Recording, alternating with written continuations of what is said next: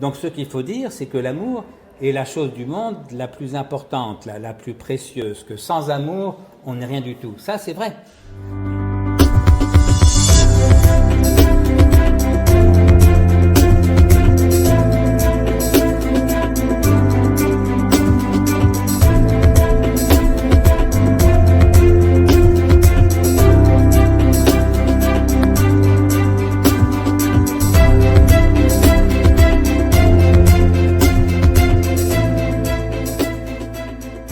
C'est un dictionnaire amoureux. Alors c'est une collection très connue qui comporte des dizaines d'ouvrages qui sont des dictionnaires, donc une série de textes plus ou moins longs, plus ou moins brefs, classés par ordre alphabétique. Donc moi, le premier article, c'est Action. Le dernier, c'est Zweig, comme Stefan Zweig. Des textes classés par ordre alphabétique sur un sujet que l'on aime passionnément. Donc le premier, ça a été Dominique Fernandez qui a fait un dictionnaire amoureux de l'Italie, mais il y a des dictionnaires amoureux de la musique, de la philosophie, de Mozart, de la politique, de la France, etc. Et il se trouve que les éditions Plomb m'ont demandé de faire, à mon tour, un dictionnaire amoureux. J'ai accepté parce que j'aime bien cette collection, c'est bien de faire un dictionnaire sur un sujet qu'on aime passionnément. Mais ce qui m'a surpris, c'est que j'étais libre de choisir le sujet. Et en y réfléchissant, ce qui m'a surpris, c'est qu'au fond, le seul sujet qui me tentait, mais alors follement, c'était Montaigne. Montaigne, qui est bien sûr, comme chacun sait, peut-être le plus grand écrivain français, c'est ce que disait André Gide, qui s'y connaissait en littérature. Moi, je dirais l'un des deux plus grands écrivains français, avec Victor Hugo. Mais vous voyez, c'est de ce niveau-là, un génie littéraire absolu, mais qui est aussi, ce que n'était pas Victor Hugo, un très grand philosophe. Et pour moi, qui suis philosophe, cette conjonction du génie littéraire, de la profondeur philosophique, dans un livre, Les Essais, où au fond Montaigne fait son autoportrait, et se peignant lui-même, il peint l'humanité, il y avait quelque chose de tout à fait plaisant, de tout à fait excitant. Et donc j'ai accepté, j'ai proposé Montaigne, ça a été accepté, et j'ai eu le plus grand plaisir. Je crois que je n'ai pas eu un tel plaisir d'écriture depuis mon livre Petit traité des grandes vertus, qui est paru en 95, donc ça fait 25 ans maintenant, vous voyez. Parce que la philosophie, c'est un genre souvent difficile, un peu austère, et on n'a pas toujours cette espèce de jouissance dans l'écriture. Et bien là, je l'ai eu. Et donc voilà, il y a à peu près 125 articles classés par ordre alphabétique, qui tous parlent de Montaigne, et aussi de moi, parce qu'un dictionnaire amoureux, par définition, c'est subjectif. Disons que j'ai voulu raconter par ordre alphabétique mon histoire d'amour avec Montaigne.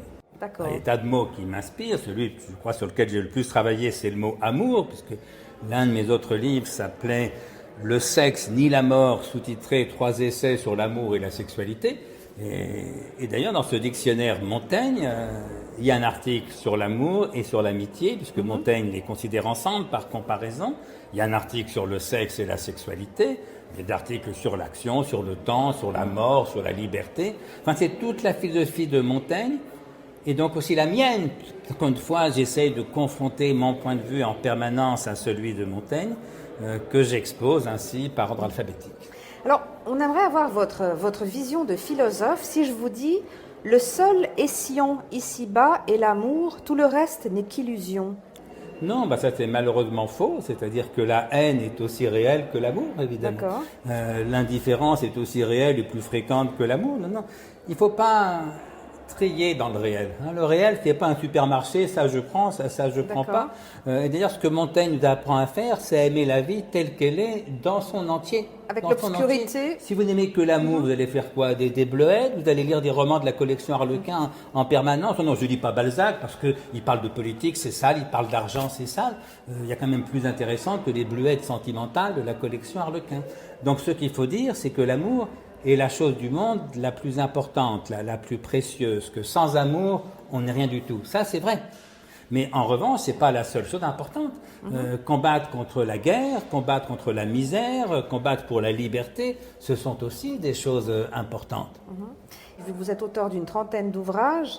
Quels sont les ouvrages qui ont compté le plus pour vous? Est-ce qu'il y en a un en particulier parmi tous ceux que vous avez écrits? Quand j'étais jeune, moi je lisais des romans. D'ailleurs, à l'époque, je voulais être romancier. J'ai été fasciné très jeune, à 8-10 ans, par les romans d'Alexandre Dumas, et spécialement par la trilogie dite des Trois Mousquetaires. Donc, les Trois Mousquetaires, 20 ans après, le Vicomte de Bragelonne, que j'ai lu avec passion, que j'ai relu 4 fois. C'est le seul livre. J'étais fasciné surtout par le personnage d'Athos, le personnage le plus sombre, le plus mélancolique, le plus tragique en quelque chose de cette trilogie. Plus tard, comme tout le monde, j'étais fasciné par Proust, j'adore Flaubert, mais finalement c'est quand même des livres de philosophie qui m'ont le plus marqué. Et s'il fallait citer 3 titres, je dirais les Essais de Montaigne, les Pensées de Blaise Pascal et l'Éthique de Spinoza. D'accord. Il y a dans ce que vous dites quelque chose un peu mystérieux comme ça.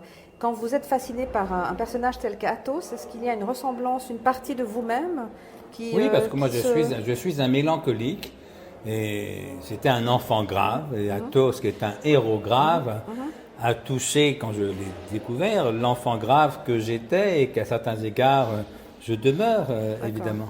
Qu'est-ce qui vous inspire dans l'écriture? Vous avez démarré à écrire comme ça? Vous étiez aussi Non, professeur? moi j'ai toujours voulu être écrivain. À 7 ans, 8 ans, je voulais être écrivain et je le suis en fait. Sauf que à l'époque, je voulais être romancier. Maintenant, je n'écris pas de fiction parce que quand j'ai découvert la philosophie, donc vers l'âge de 18 ans, je me suis dit, mais après tout, la vie réelle est tellement plus intéressante que les histoires qu'on invente. À quoi bon inventer des histoires?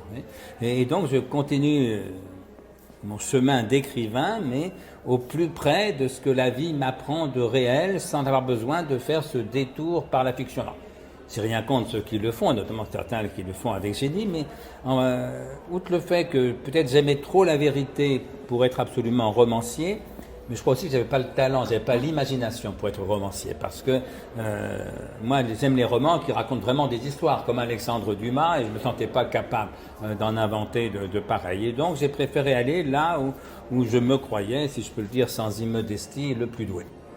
André Comte-Sponville, merci d'avoir été avec nous. Donc on rappelle Dictionnaire amoureux de Montaigne aux éditions Plomb. On vous remercie d'avoir passé un moment avec nous. On a été ravis de vous recevoir. Merci et on à vous vous. souhaite tout de bon pour la suite. Prenez soin de vous. Merci, bonne journée, au revoir.